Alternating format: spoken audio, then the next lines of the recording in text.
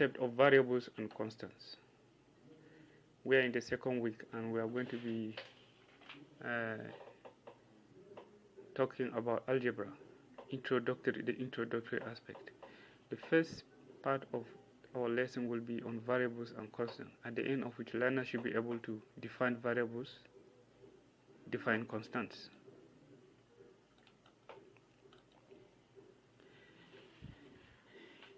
In more simple terms, math is the study of numbers,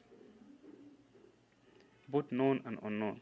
So one may ask, can a number be unknown? Yes, it can. This is because a number is a quantity and a quantity can only be expressed when it is known. Let's consider some of the scenarios here.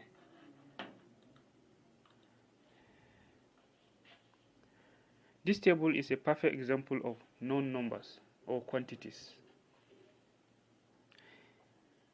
Take this one for example. If my salary is $300, for example, it means I know what I actually earn. I know what I actually earn. I earn $300.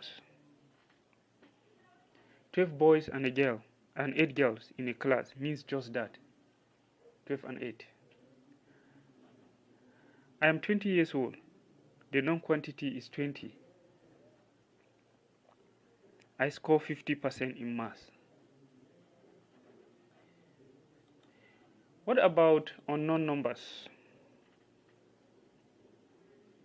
Consider this table, which is a perfect example of unknown quantities.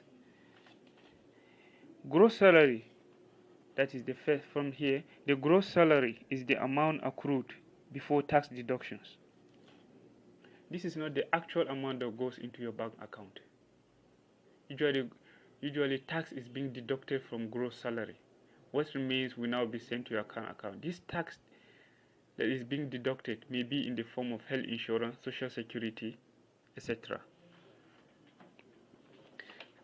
So now if, unless the amount of deduction is made known, the tax would be a question mark, as in this case.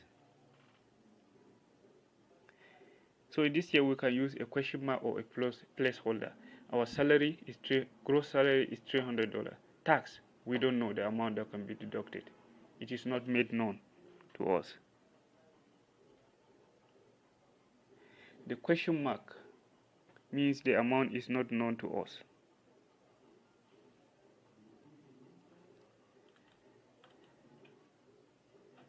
Look at it. This is the question mark. It shows that the amount is not known.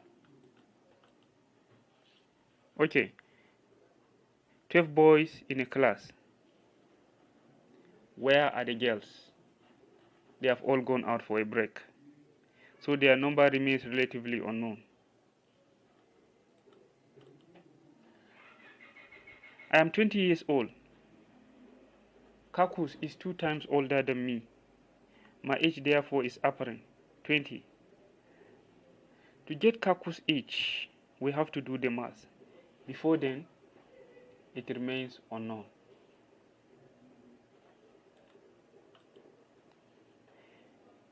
I failed the math test. What did I get? I am somewhere between 0 and 49. I'm somewhere between 0 and 49. Unless I make that figure known, no one knows what the precise figure is. Okay, while it is okay to represent the unknown figure with a question mark or a placeholder, algebra has a different take on it. Letters are used to represent question marks or placeholders. Most of the time, x and y are used to represent that unknown. But it can be any letter as well, apart from x and y. Let's look at more slides. Now, if the gross salary is 300 and the tax is unknown, we can use T to represent tax instead of question mark or placeholder.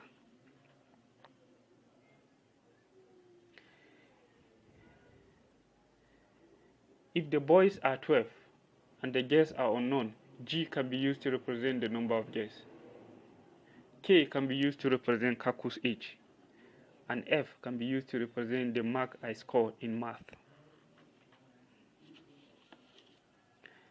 These unknown letters are known as variables. So we can say that x and y are variables. In our case, t is a variable, g is a variable, k is a variable, f is a variable.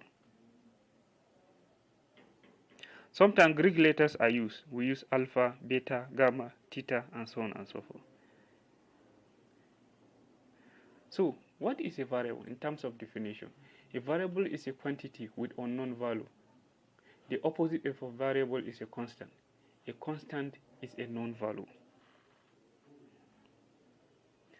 So from our definition, we can say that,